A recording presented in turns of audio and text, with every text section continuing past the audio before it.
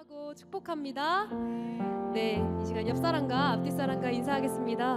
우리 웃는 얼굴로 환하게 인사할까요? 참 잘 오셨습니다. 환영합니다. 축복합니다. 주님의 이름으로 사랑합니다. 우리 이 시간 우리 지존하신 주님 그 앞에 경배하며 찬양으로 영광 돌리며 나아갑시다. 우리 같이 찬양합시다.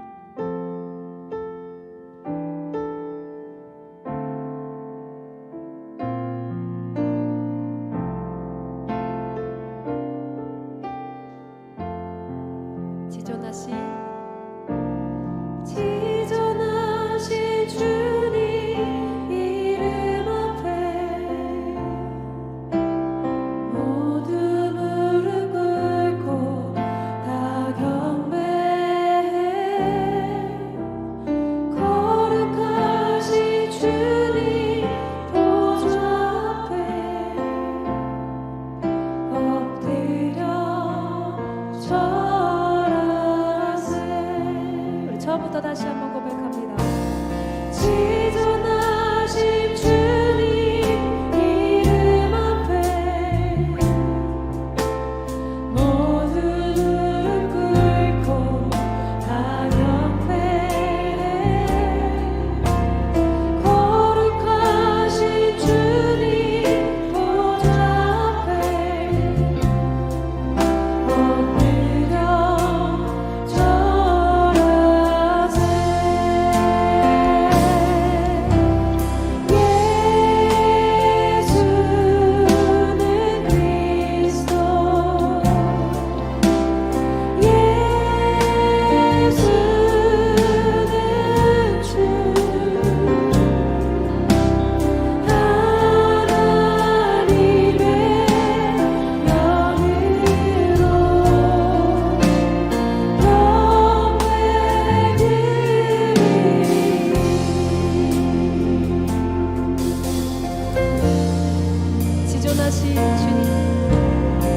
지존하신 주님 이름 앞에 주님 우리가 나와옵니다.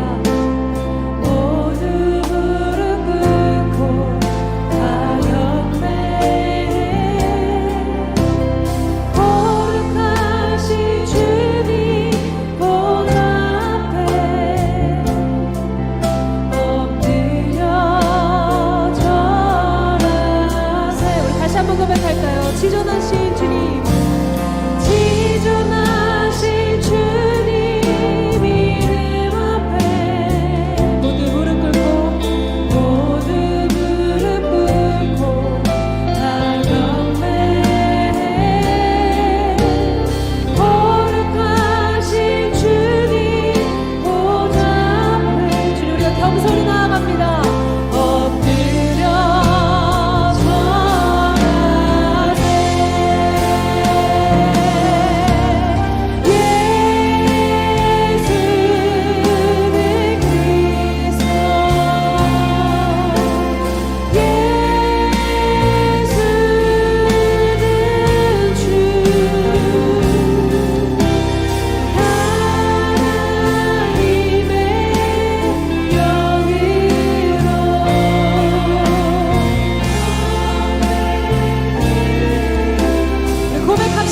주는 그리스도십니다. 예수는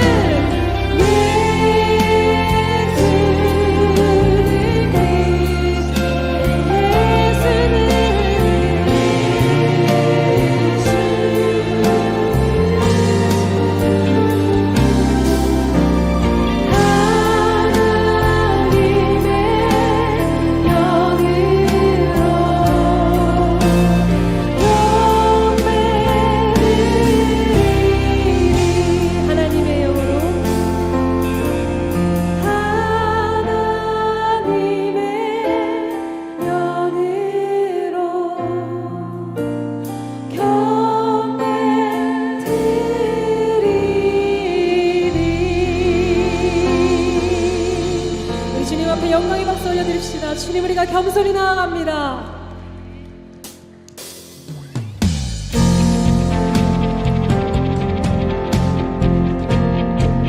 우리 주를 경외하는 마음으로 우리 가능하신 분들은 자리에서 일어나셔서 우리 주를 향해 힘차게 찬양하며 나아갑시다. 내 영혼이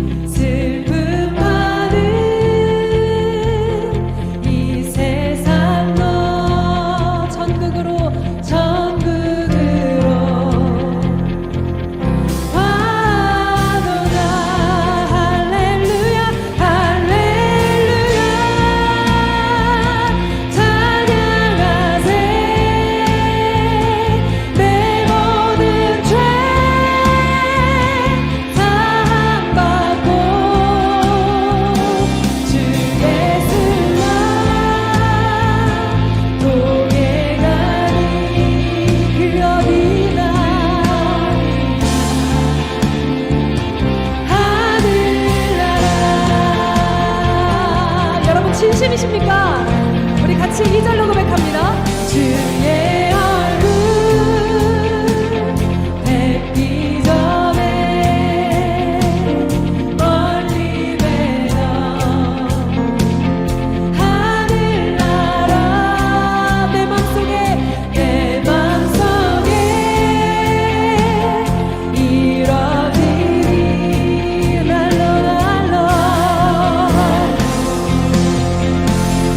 가깝도다 할렐루야 할렐루야 찬양하세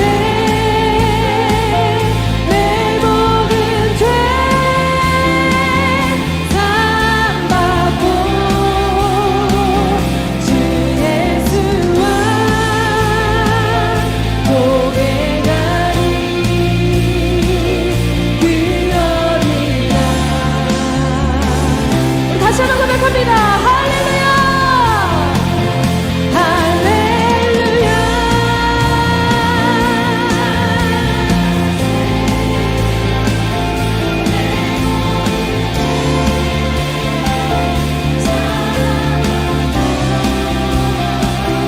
주 예수와 고백하리 그 어디나 하늘나라 아멘. 우리 목소리 높게 찬양합니다. 높은 산이 어찌들이 초막이나 꿈거리나 내 주 예수 내 주 예수 모신 것이 그 어디나 하늘나라 하늘나라 할렐루야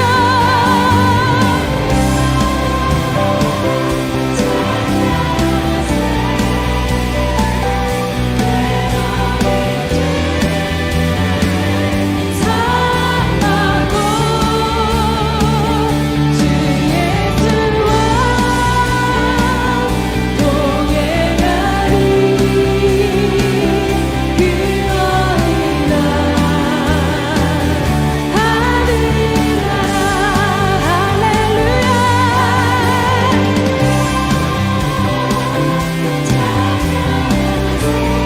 내 모든 죄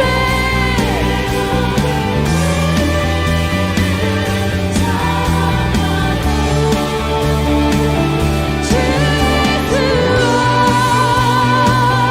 동행하리 그 어디나 하늘나라 주 예수와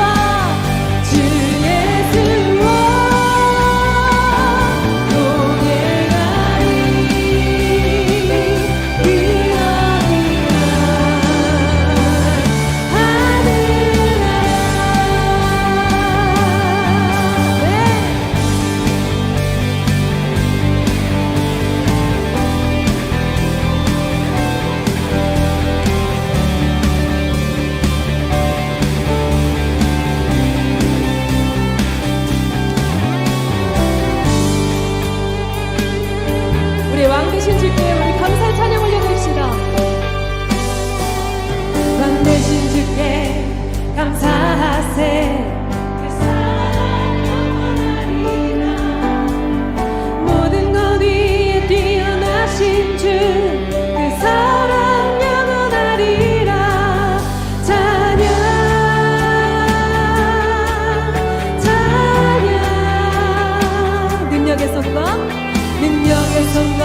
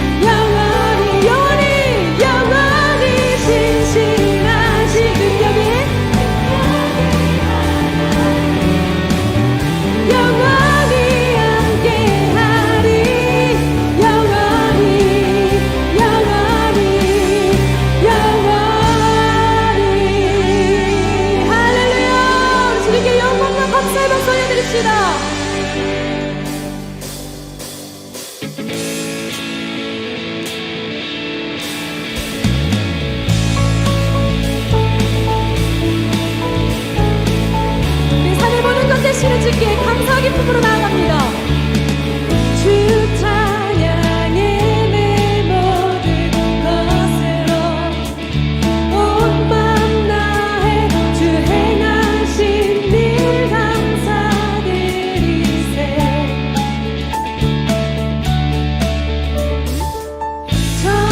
전능하신 주 다스리시네.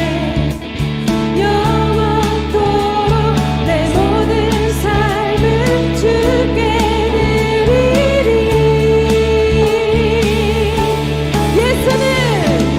예수는 내 삶의 모든 것난 영원히 주만 따르리. 내가 살아 숨쉬는 동안 예수의 일에 예수만 높이리. 여러분 익숙해지셨죠? 다시 처음부터 고백합니다. 주 찬양의 내 모든 것으로 온 맘 다해 주 행하신 일 감사드리세.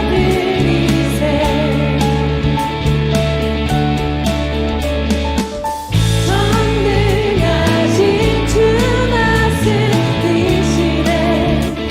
영원토록 내 모든 삶을 주께 드리리. 예수는 내 삶의 모든 것난 영원히 주만 따르리. 내가 살아 숨쉬는 동안 예수의 일을 예수는 내 삶의 모든 것난 영원히 주만 따르리.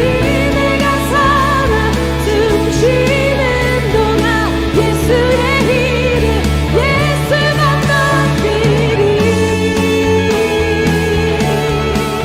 아멘. 주님 내 삶을 만족시키시니 내게 부족함 전혀 없네. 세상에 어떤 부귀 영화도 예수와 비길 수 없네. 예수와 비길 수 없네. 예수는 내 삶의 모든 것난 영원히 주만 따르리. 내가 살아 숨쉬는 동안 예수의 일을 예수만 예수는 내 삶의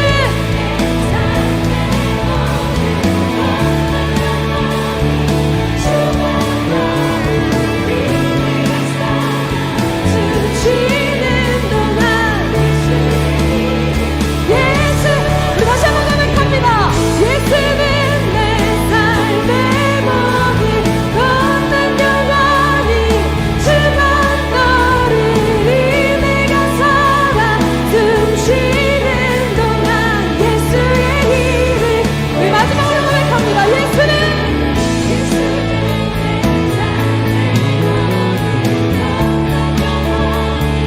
주만 따르리.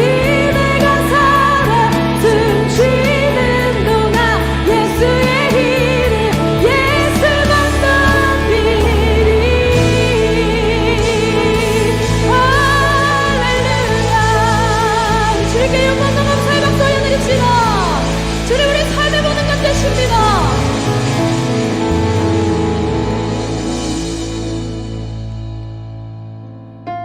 내 자리에 앉으셔도 좋습니다.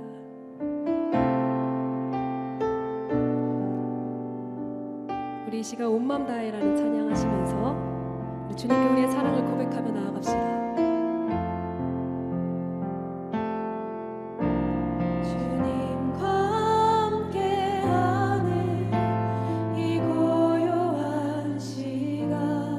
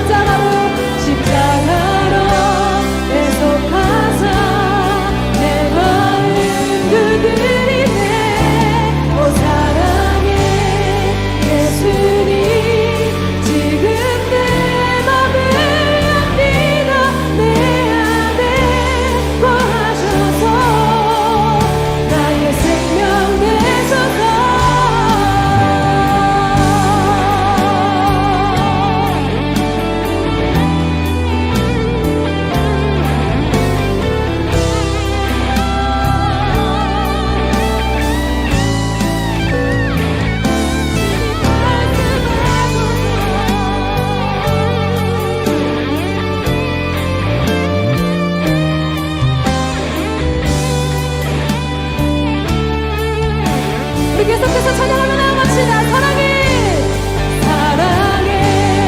예수님 나를 찾아오셔서 십자가로 매속하사 내 마음 두드리네. 오 사랑해 예수님 지금 내 맘을 엽니다.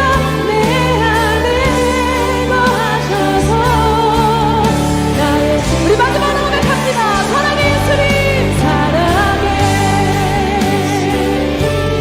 나를 찾아오셔서 십자가로 매속하사 내 마음 두드리네.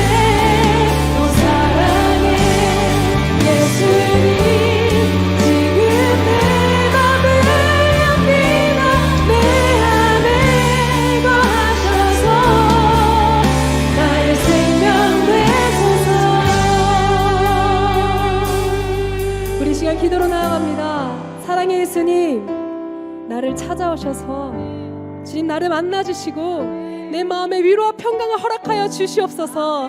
우리 시간 주님 사랑합니다 라는 나의 고백과 주님이 주시는 사랑을 내가 진심으로 전심으로 느끼고 그것을 나눌 수 있는 자가 되게 해달라고 우리 시간 예수의 이름 한번 부르짖고 기도로 나아가겠습니다. 주여 주님 사랑의 예수님 나에게 임하여 주시옵소서. 나에게 말씀하여 주시옵소서. 나를 인도하여 주시옵소서. 주님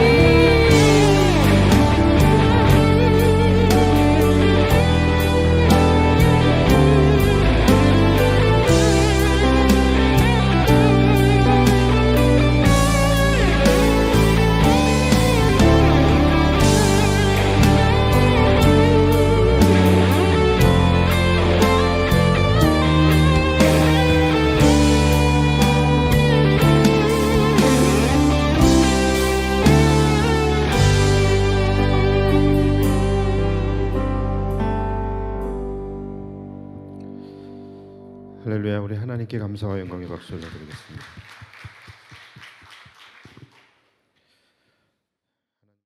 자, 이제 오늘로써 우리가 이제 이 요단강 도하의 사건 여호수아 3장과 4장을 이제 마무리를 지으려고 합니다.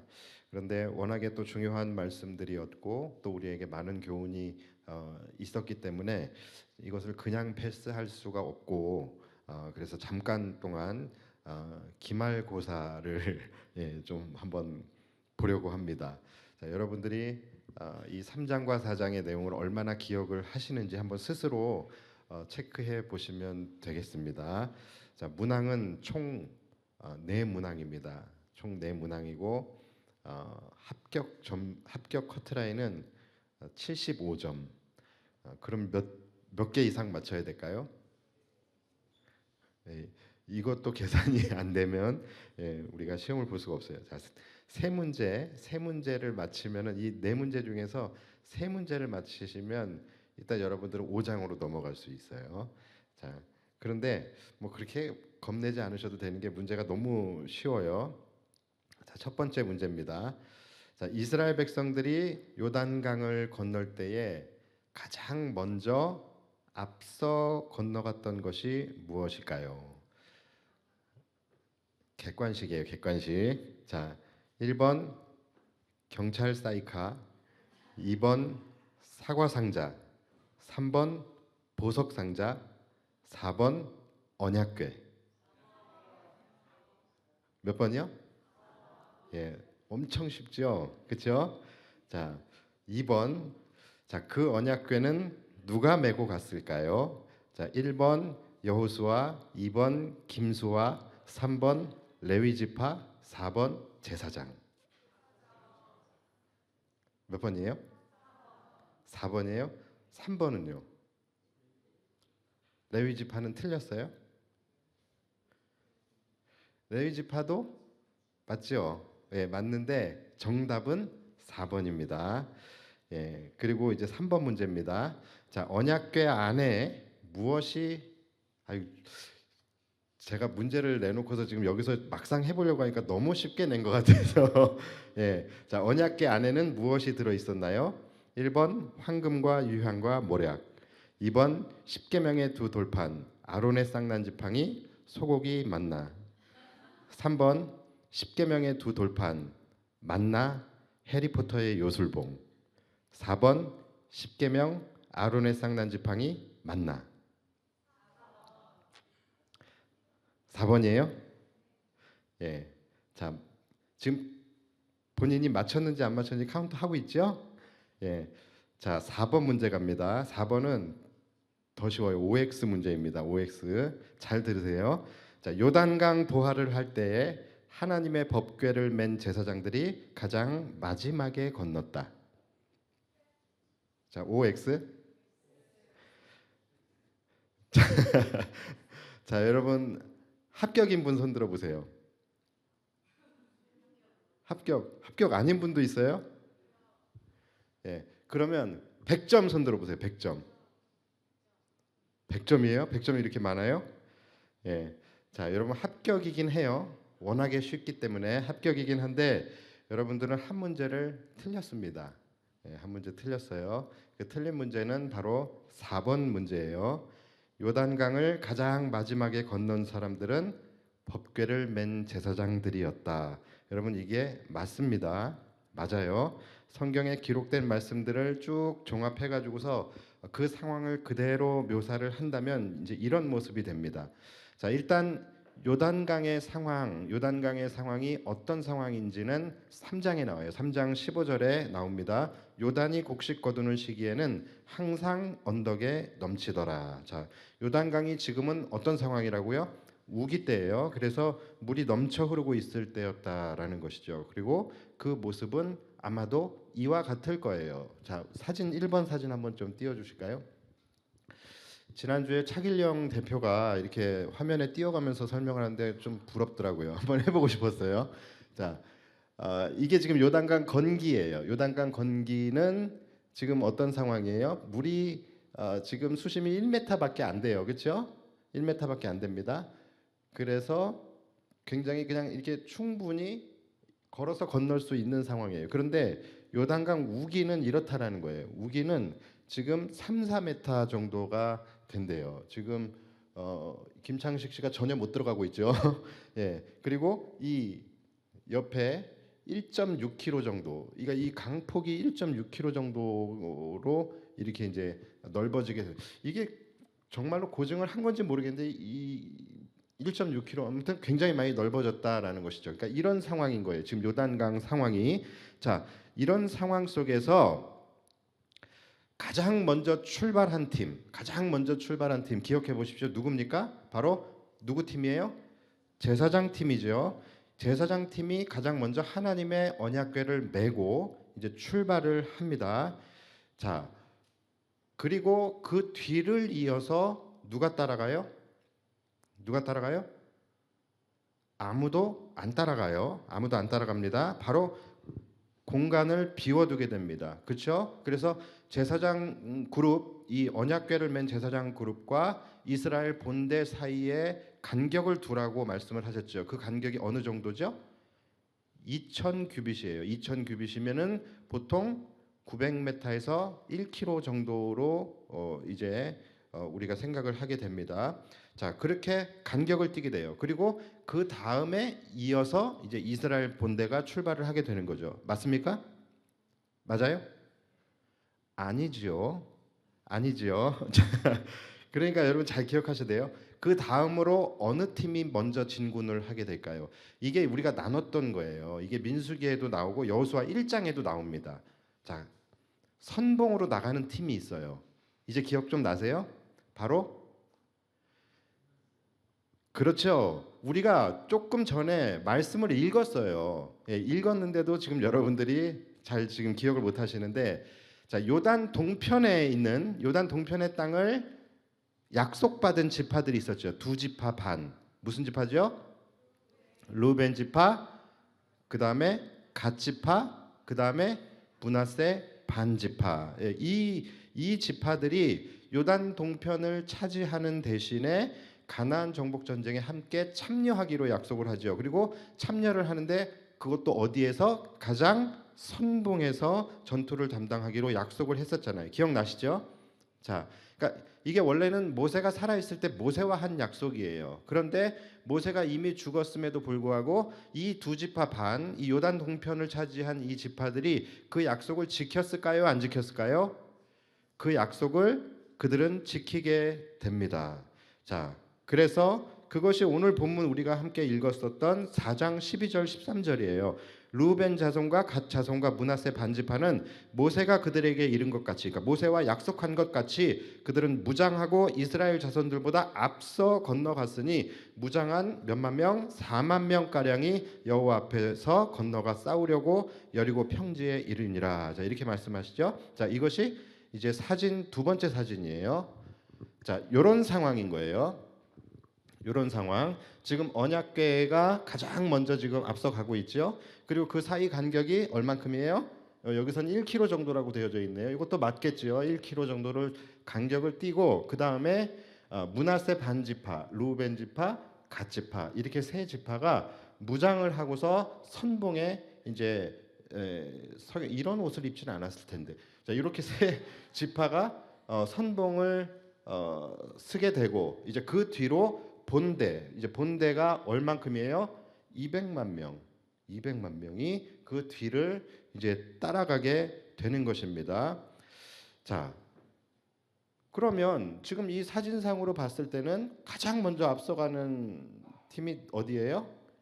제사장 그룹이에요. 제사장 그룹. 그런데 그러면 아까 OX 문제에서 이 하나님의 법궤를 맨 제사장 그룹이 가장 마지막으로 건넜다라고 했던 것은 그러면 틀린 거 아닙니까? 그렇게 생각하실 수 있어요. 그런데 여러분 아닙니다. 그 문제의 답은 O가 맞아요. 자, 오늘 본문 11절을 한번 보시면 뭐라고 말씀을 하고 있냐면 다 우리가 읽었던 말씀이에요. 아까 조금 전에. 자, 모든 백성이 건너기를 마친 후에 여호와의 궤와 제사장들이 백성의 목전에서 건넜으며, 여긴 또 이렇게 나오고 있죠. 그렇죠? 그러니까 분명히 모든 백성들이 다 건너가기를 마친 후에 여호와의 궤와 제사장들이 마지막으로 건넜다라고 말씀을 하고 있는 거예요. 자, 이것이 어떻게 된 일이냐면 먼저 출발하잖아요. 자, 먼저 출발하죠. 그리고 지금 요단강으로 들어갑니다. 자, 먼저 출발했던 제사장 그룹이 요단강 가장 중앙에서 딱 멈춰 선 겁니다. 딱 멈춰서 서서 이제 한쪽 사이드로 쫙 이들이 비켜나게 돼요. 그래서 백성들이 지나갈 수 있도록 딱 비켜서게 됩니다. 그리고는 강 중앙에 딱 이들이 서가지고서 이스라엘 백성들이 안전하게 다 지나갈 때까지 그곳에서 지켜보면서 서 있게 돼요. 200만 명이 지나가려면 여러분 얼마나 걸릴까요? 제가 볼 때 최소한 반나절 이상은 걸릴 거예요. 그 시간 동안에 이 제사장 그룹은 요단강 중앙에 딱 서서 백성들이 안전하게 다 건너는 것을 다 지켜보고 있게 됩니다. 굉장히 힘들었을 것 같죠? 그렇게 이스라엘 백성들이 다 마지막 한 사람까지 다 건너간 후에 그 뒤를 이어서 이제 언약궤를 맨 제사장 그룹이 마지막으로 요단강을 건너게 됩니다. 자, 그 사진이 바로 이제 세 번째 사진이에요. 자, 여기 보시면 딱 중앙에 이들이 서 있죠. 그리고 본대 200만 명이 쫙 건너가게 되는 거예요. 자, 이런 상황이 이제 된 겁니다. 그런데 여러분 딱 보시면 저는 이 상황이 너무 감격스러운 상황인 것 같아요.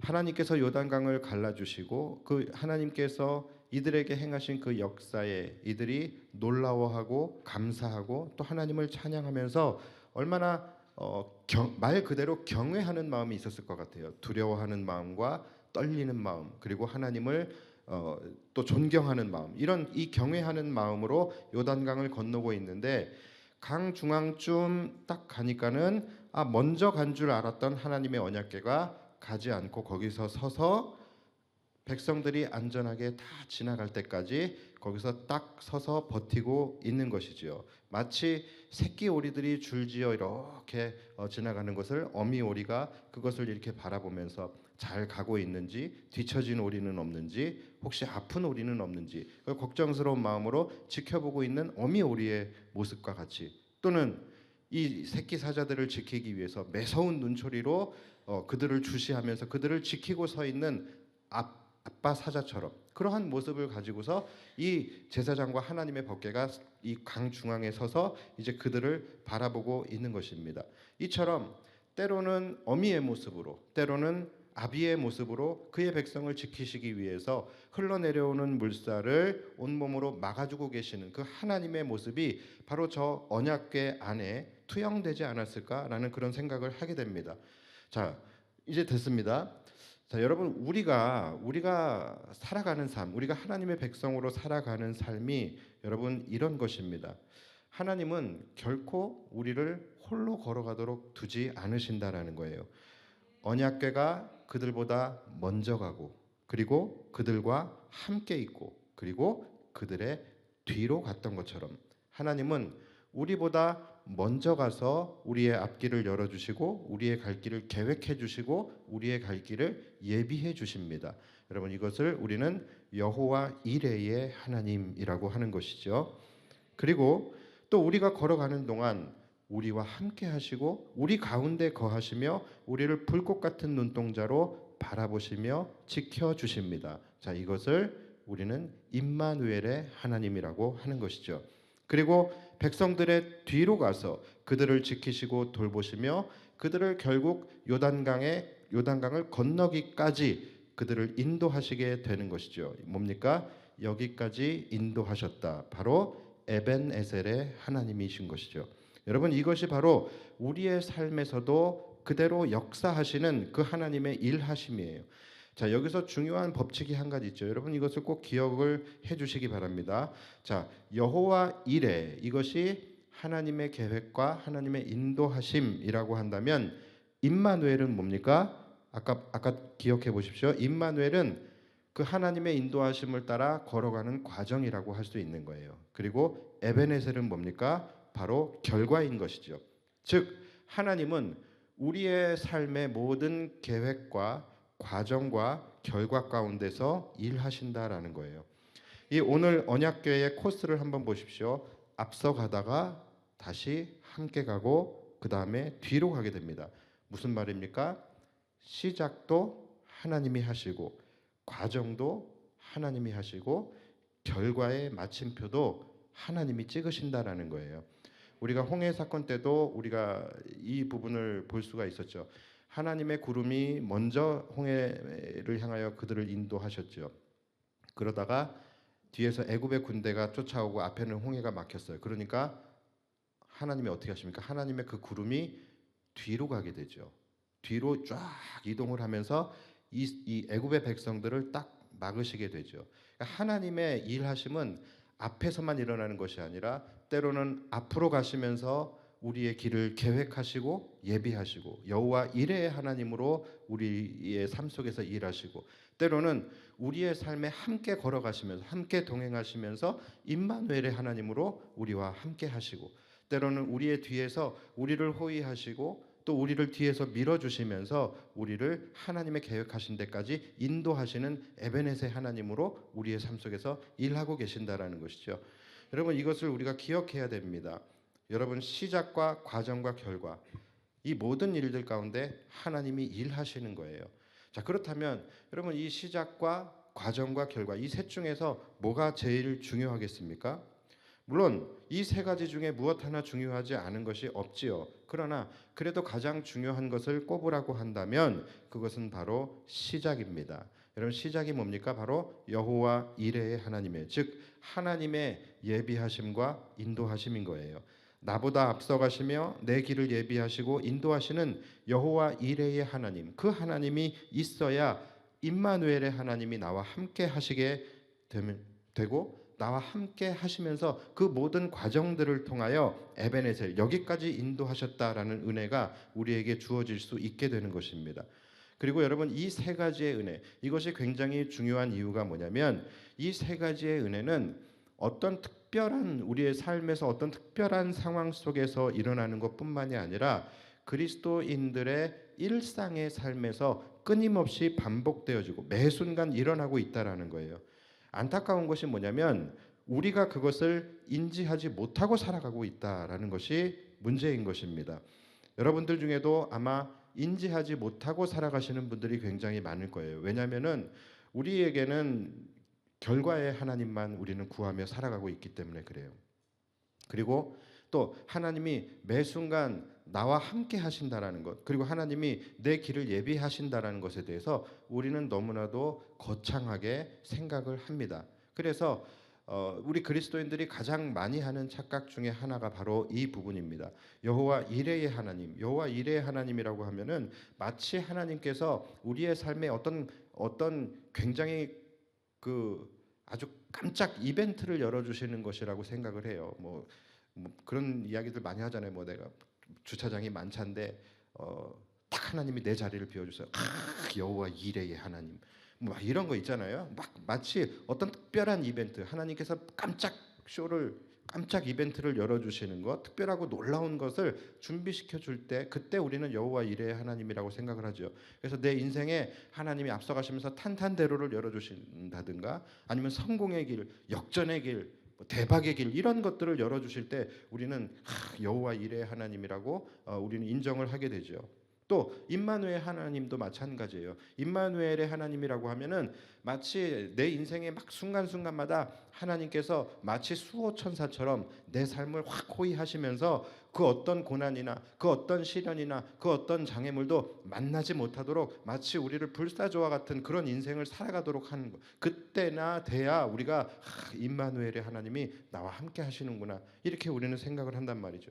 에베네셀의 하나님도 마찬가지예요. 마치 뭔가 아주 대단한 성공을 하고 대단한 성과를 내고, 그래서 성공의 축배를 들면서 그때 하나님이 우리를 여기까지 인도하셨다 하면서 에베네셀 하나님을 찬양하는, 보통 우리 그리스도인들은 이 세 가지의 하나님을 이렇게 생각을 하게 된다라는 거예요. 그래서 내 삶에 어떤 드라마틱한 기적이나 또 하나님의 역사, 이러한 것이 없으면 내 인생에 여호와 이레의 하나님, 임마누엘의 하나님, 에베네셀의 하나님은 없다라고 그렇게 생각을 합니다. 그래서 실제로 안타까운 것은 여호와 이레의 하나님이 날마다 나와 함께하고 여호와 이레의 은혜로 내 삶에 함께하고 계심에도 불구하고 하나님은 내 길을 예비하시지 않는다라고 생각하며 실망을 하고, 임마누엘의 하나님이 언제나 나와 함께 동행하고 계심에도 불구하고 왜 하나님은 나와 함께 하시지 않냐고 원망하고, 에베네셀의 하나님이 나와 함께 하셨음에도 불구하고 하나님은 왜 내 인생을 인도해 주시지 않냐고 푸념을 한다라는 것이죠. 자, 그런데 여러분, 과연 우리가 생각하는 그 은혜가 정말로 여호와 이레의 하나님, 임마누엘의 하나님, 에베네셀의 하나님일까요? 오늘 이스라엘 백성들만 한번 보세요. 이들에게 여러분 지금 비단길이 펼쳐졌습니까? 그렇지 않아요. 그냥 마른 땅에 돌들이 박혀 있는 강바닥이 펼쳐졌습니다. 그러나 분명히 이 안에는 여호와 이레의 은혜가 있었고, 이것은 여호와 이레의 하나님이 하신 것입니다. 이들이 지금 무슨 금은 보화를 손에 얻었습니까? 그런 거 전혀 아니죠. 이들은 그냥 평안히 줄 서서 강바닥을 지금 걸어갈 뿐이었어요. 그러나 이것은 분명히 임마누엘의 하나님이 함께하고 계신 것이죠. 이들이 요단강을 건넜다고 해서 뭘 얻었습니까? 가나안을 정복했습니까? 전혀 그렇지 않아요. 그냥 장애물을 건넜을 뿐이에요. 그러나 이것은 분명히 에베네셀의 은혜였다라는 것입니다. 여러분의 인생에 지금 어떤 길이 펼쳐지고 있는지 저는 알지 못합니다. 비단길이 아닐 수 있어요. 그러나 여러분, 그 길이 여호와 이레의 길이라는 것을 잊으시면 안 된다라는 거예요.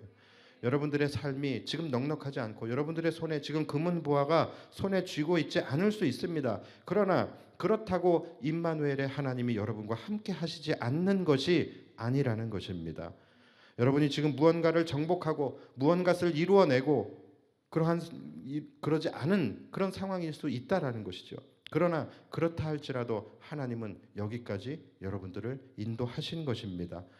에베네셀의 은혜가 없었던 것이 결코 아니라는 것이죠.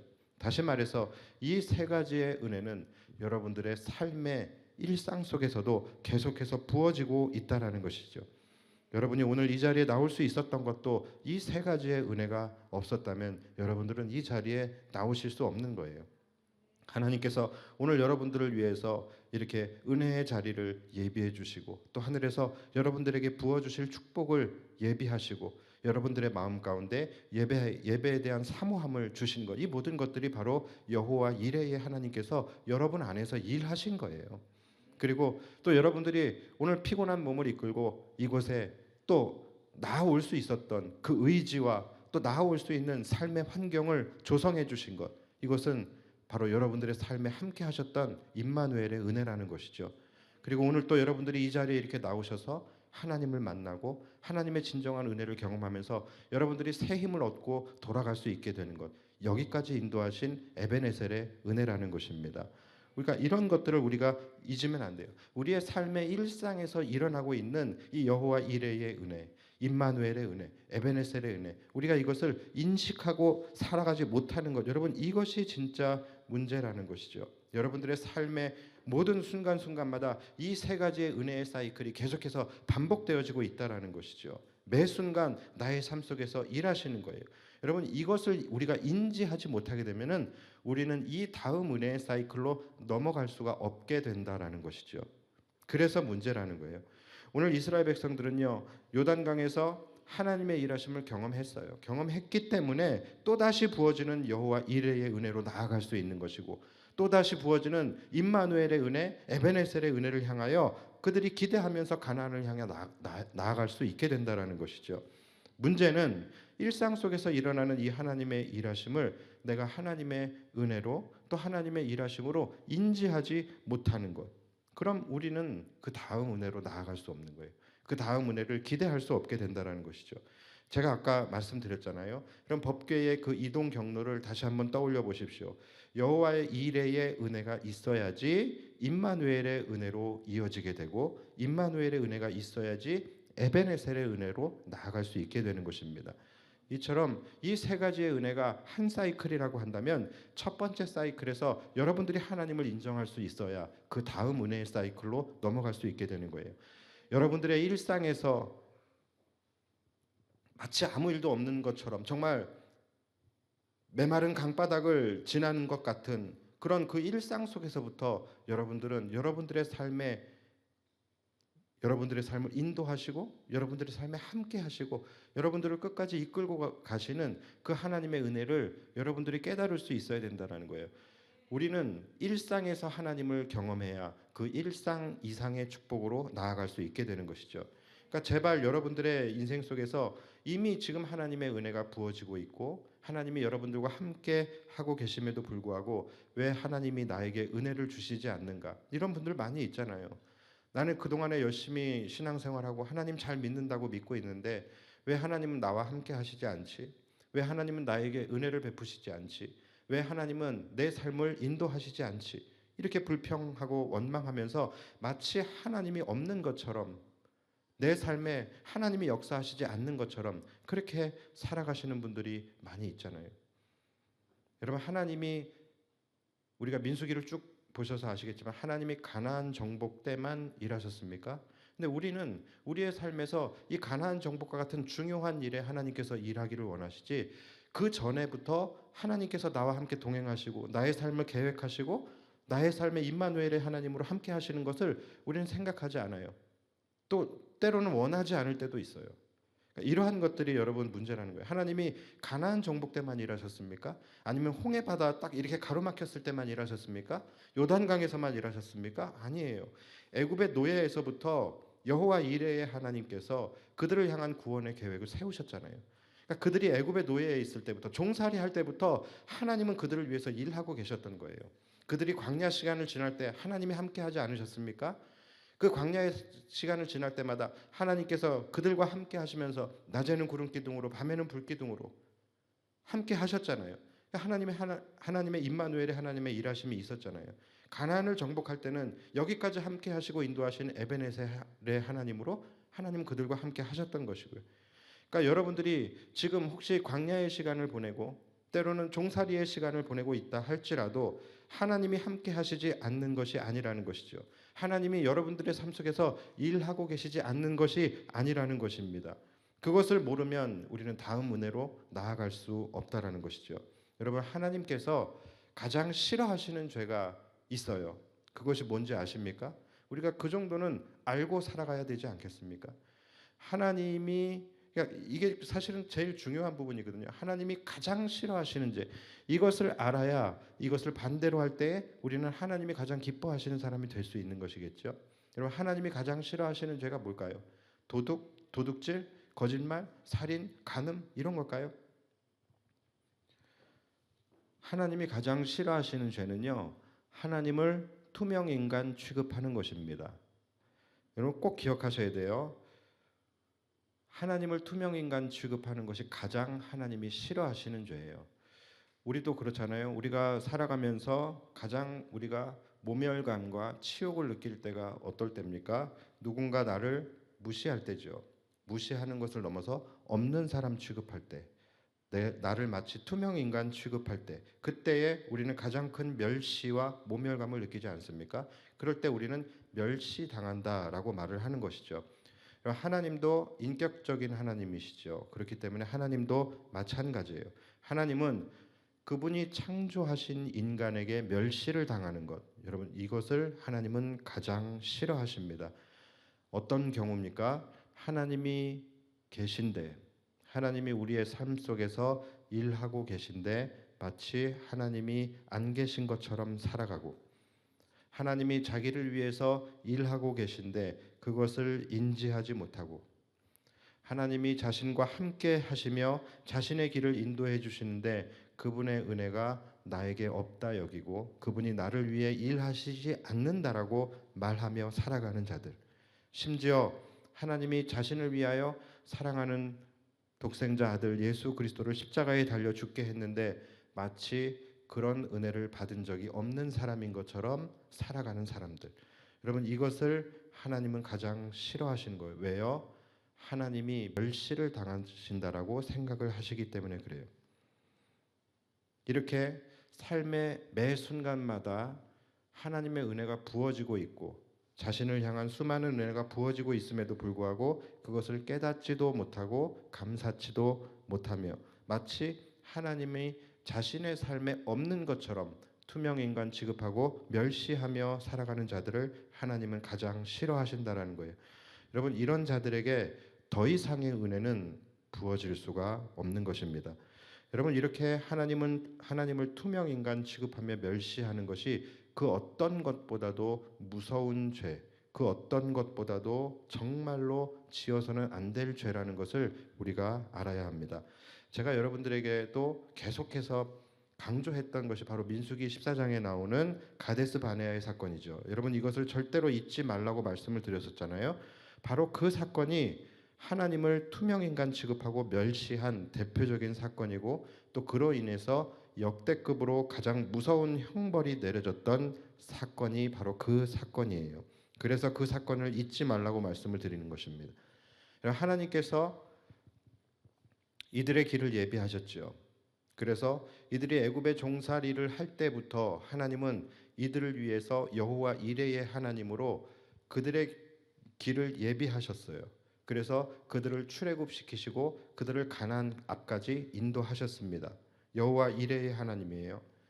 내가 너희와 함께 할 테니 너희는 지금 가나안으로 올라가라라고 말씀을 하셨어요. 여호와 뭡니까? 임마누엘의 하나님이에요.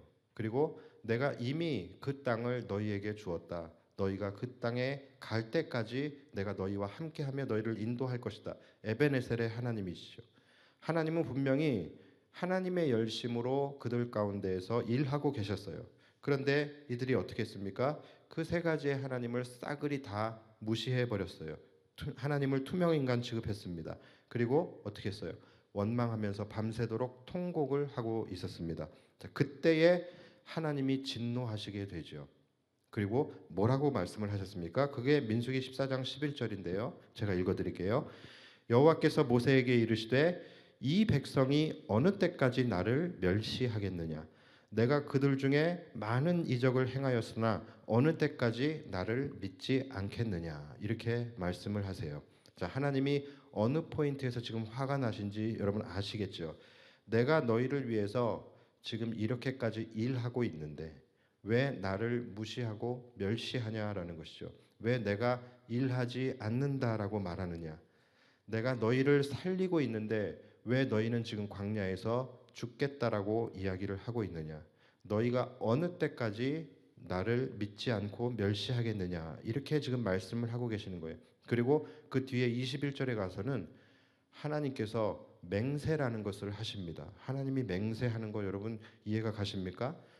자, 21절 보시면 그러나 진실로 내가 살아있는 것과 여호와의 영광이 온 세계에 충만할 것을 두고 맹세하노니, 하나님의 살아계심을 두고 지금 맹세를 하신다라는 거예요. 내 영광과 애굽과 광야에서 행한 내 이적을 보고서도 이같이 10번이나 나를 시험하고 내 목소리를 청종하지 아니한 그 사람들은 내가 그들의 조상들에게 맹세한 땅을 결단코 보지 못할 것이요 또 나를 멸시하는 사람은 한 사람도 그것을 보지 못하리라. 정말로 뼈가 떨릴 만큼 두려운 말씀을 하시죠. 어떤 자들에게요?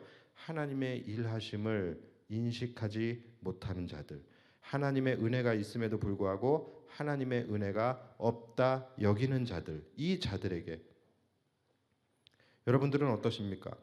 여러분의 삶 속에 하나님이 일하심에도 불구하고 혹시 이러한 마음 또는 이러한 고백을 여러분들은 하지 않으십니까?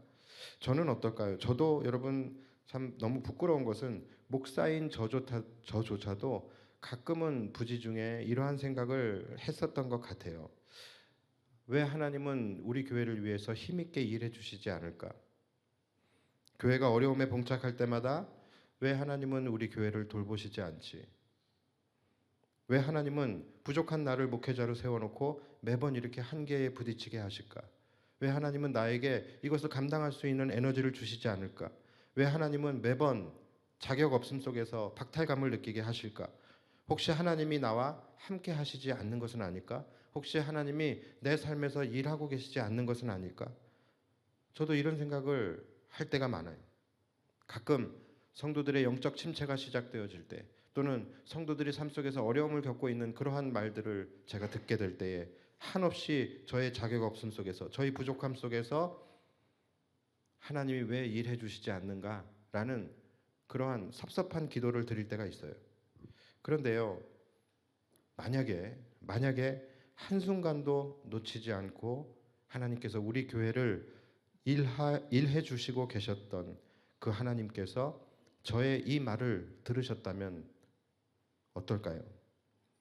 한순간도 떠나지 않으시고 부족한 종의 사역을 도우시고 계셨던 하나님께서 저의 이 푸념을 들으셨다면 하나님은 얼마나 화가 많이 나셨을까요? 박 목사야, 네가 나를 어느 때까지 멸시하겠느냐? 내가 새 영광교회에 얼마나 많은 기적과 얼마나 많은 은혜를 베풀었는데 어느 때까지 나를 믿지 아니하겠느냐? 아무것도 아닌 너를, 벌레보다 못한 너를 이렇게까지 목회할 수 있도록 내가 너에게 얼마나 많은 은혜를 베풀었는데 어느 때까지 너가 나를 멸시하겠느냐? 그렇게 말씀하실 것 같아요. 여러분, 우리가 할 수 있는 일은 뭘까요? 우리가 할 수 있는 일은 하나님께 내가 원하는, 내가 그리는 그 상황을 만들어 달라고 구하는 것이 아니라 하나님이 내게 주어진 그 상황 속에서 일하고 계시는 그 하나님을 끝까지 신뢰하며 나아가는 것입니다. 하나님은 우리가 기도한다고서 무턱대고 역사를 뒤집어 가시면서 일하시지 않는다라는 거예요. 하나님은 흘러가는 역사 속에서 우리에게 주어진 상황들을 우리가 그 상황을 믿음으로 넉넉히 이길 수 있도록 섭리하신 분이시라는 것을 우리가 알아야 합니다. 이스라엘 백성들이 애굽의 노예로 살아갈 때도 그들은 괴로워서 울부짖으며 하나님이 나를 돌보시지 않는다고 그렇게 원망하고 불평했어요. 그렇지만 하나님은 여전히 그들 가운데 일하고 계셨습니다.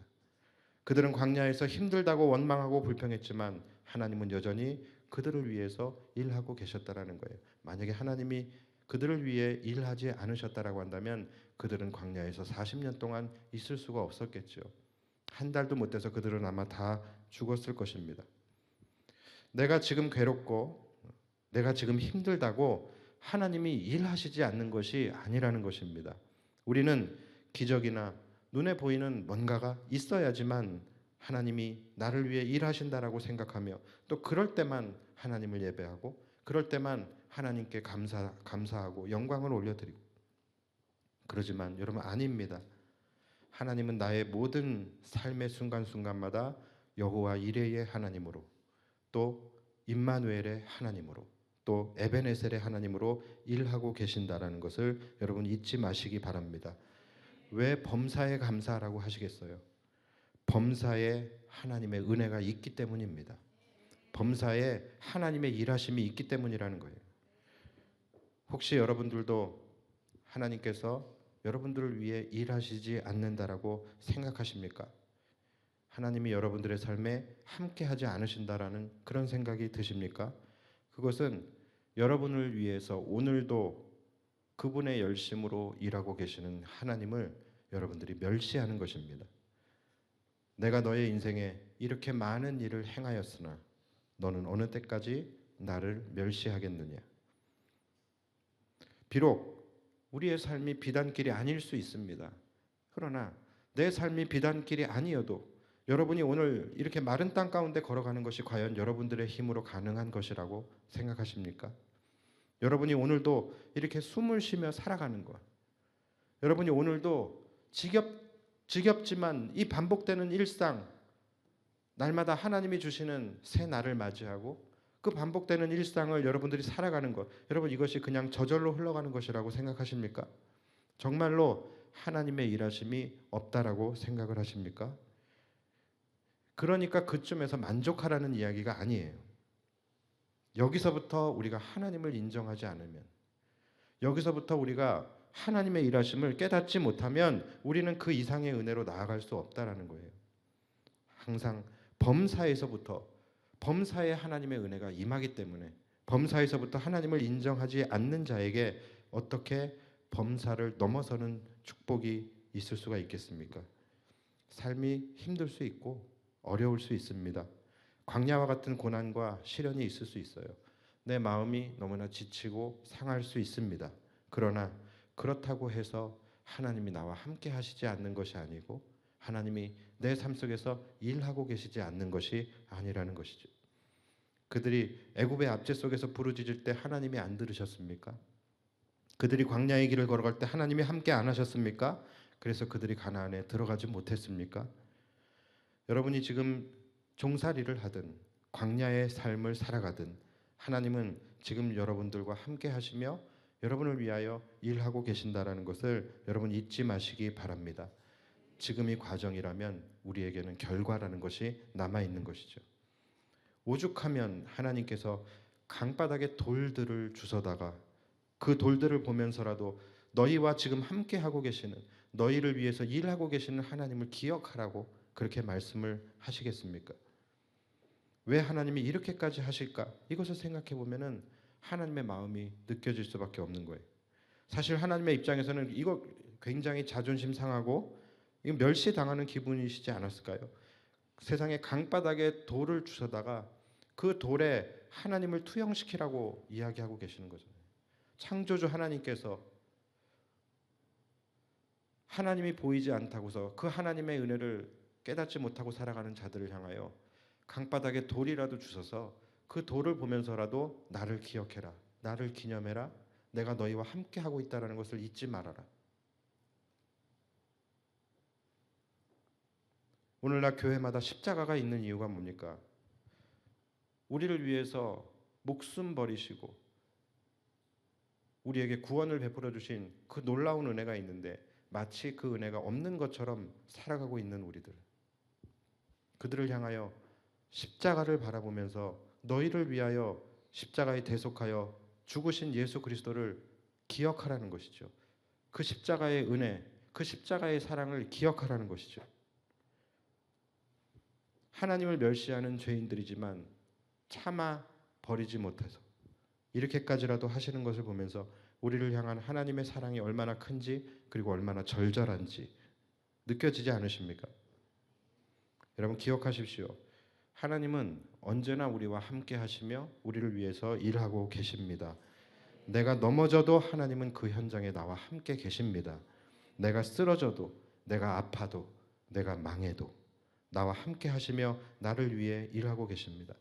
때로는 나보다 앞서가며 내 길을 인도해 주시고, 때로는 걱정스러운 마음에 다시 뒤로 오셔서 우리의 발걸음을 불꽃 같은 눈동자로 바라보시며 지켜주시고, 때로는 우리의 등 뒤에서 우리를 격려하시고 밀어주시면서 우리를 인도하시는 하나님이십니다. 이 하나님의 은혜와 놀라운 그분의 사랑, 이것을 여러분 삶의 한순간도 잊지 마십시오. 여러분들에게 어떤 좋은 일이 있을 때만 하나님이 일하시고 하나님의 은혜가 임한 것이 아닙니다. 우리의 모든 일상 속에서 우리가 숨을 쉬며 살아가는 모든 순간 하나님의 일하심이 있는 것입니다. 한순간도 잊지 마시고 매 순간 이 은혜의 사이클이 여러분들의 삶에서 계속해서 반복되게 하셔야 돼요. 그래야지 일상 그 이상의 축복으로 우리의 삶이 나아갈 수 있다는 것이죠. 그러한 은혜를 날마다 누리고 날마다 더한 하나님의 은혜를 우리가 누리며 살아가는 저와 여러분들이 되시기를 주님의 이름으로 축복합니다. 우리 이 시간 함께 찬양할 때에 우리를 향한 하나님의 신실하심, 오 신실하신 주, 우리 함께 찬양했으면 좋겠습니다. 하나님은 한 번도 우리를 떠나신 적이 없고 버리신 적도 없으시고, 언제나 우리가 죽음의 골짜기를 갈 때도, 고난의 가시밭길을 갈 때도, 또 광야의 시간을 지나갈 때도 하나님은 우리와 함께 하시며 신실하게 우리의 삶 속에서 일하고 계십니다. 내가 느끼지 못한다고 해서 하나님이 나와 함께 하시지 않는 것이 아니고, 내가 느끼지 못한다고 해서 하나님이 나를 위해서 일하고 계시지 않는 것이 아닙니다. 하나님은 어제도 오늘도 그리고 내일도 영원히 하나님은 우리와 함께 하시며 우리를 위해서 일하여 주실 것입니다. 우리 이런 신실하신 하나님을 우리 함께 찬양하며 나아갑시다.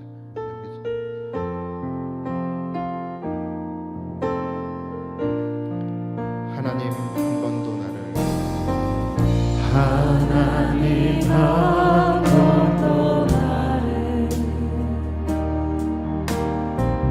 실각 지킨 적 없으시고,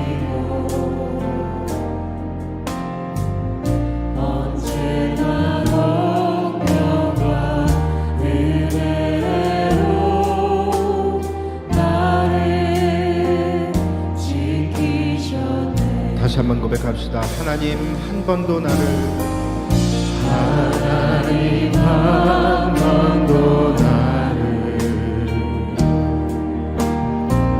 실망시킨 적 없으시고, 언제나 공평과 은혜로 나를 지키셨네. 오 신실하신, 오 신실하신 주, 오 신실하신 주, 내 너를 떠나지도 않으리라, 내 너를 버리지도 않으리라. 약속하셨던 주님, 그 약속을 지키사 이후로도 영원토록 나를 지키시리라 확신하네. 지나온 모든 세월들, 지나온 모든 세월들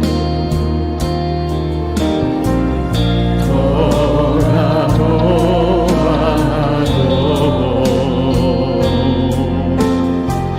그 어느 것 하나 주의 손길 안 미친 것 전혀 없네. 오 신실하신, 오 신실하신 주,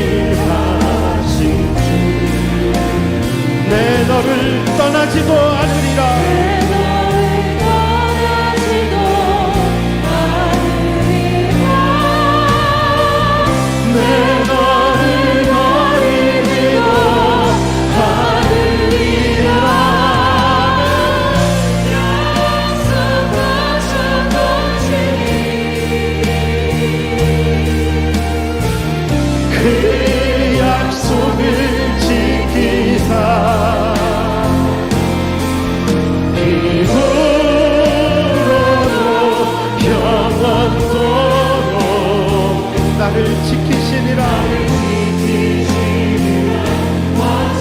다시 한번 고백합시다. 지나온 모든 세월들, 지나온 모든 세월들 돌아보아도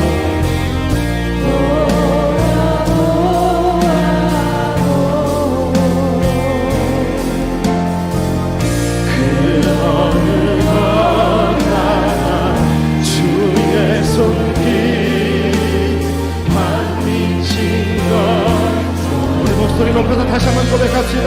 지나온 모든 세월들, 지나온 모든 세월들, 삶의 한순간 한순간 나의 삶에 함께 하시고 나의 삶에 동행하시는 그 하나님의 은혜가 있었습니다.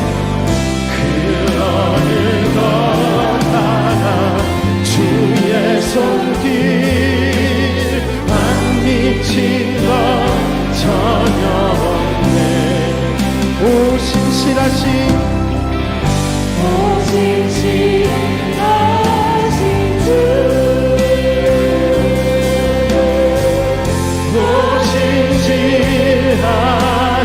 주,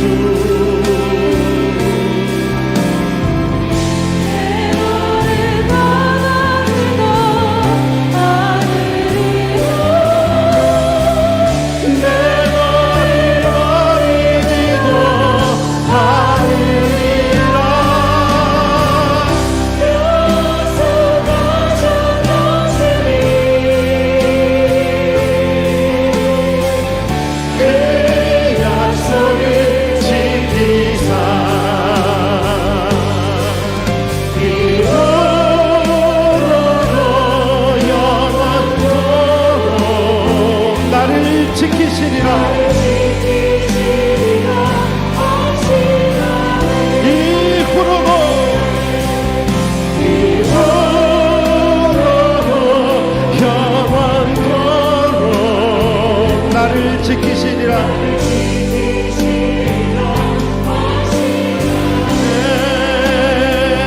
하나님 크신 사랑을 승리한다.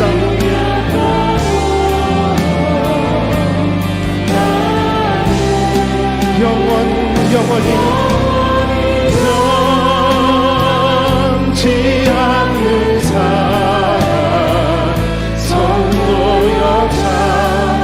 그 크신 하나님의 사랑을 찬양하며 나갑시다. 그 크신 하나님의 사랑 말로 다녀 영원하네. 저녁도 능력을 넘어 이 낮보다 죄범한 영혼,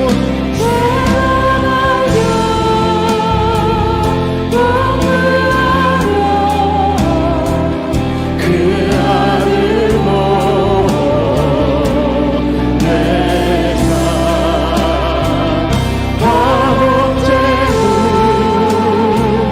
삼으시고 죄 용서하셨네.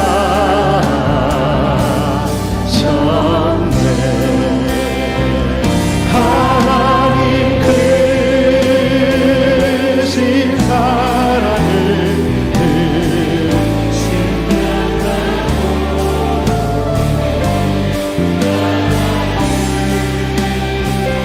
영원히 변치 않는 사랑 선보였다. 우리 목소리 높여서 하늘을 두루마리 삼고 하늘을 두루마리 삼고 바다를 물 삼아도 한없는 하나님의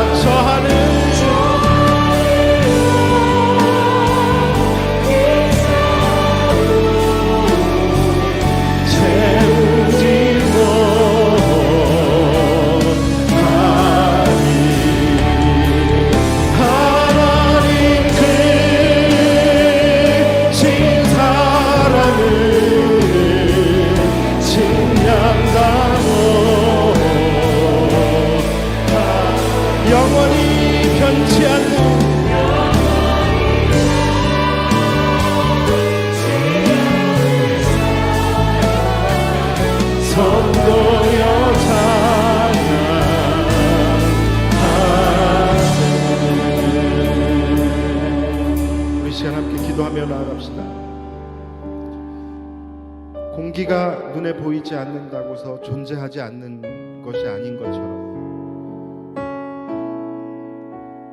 내 삶의 상황이 이렇다고, 내 삶에서 하나님이 보이지 않는다고, 내 인생에 어려움을 만났다고 하나님이 나와 함께 하시지 않는 것이 아닙니다. 하나님이 일하시지 않는 것이 아닙니다. 우리는 하나님이 왜 나와 함께 하시지 않냐고, 왜 하나님이 나를 위해 일하시지 않냐고 때로는 원망하고, 때로는 하나님을 오해하고, 때로는 불평할 때가 많이 있었습니다.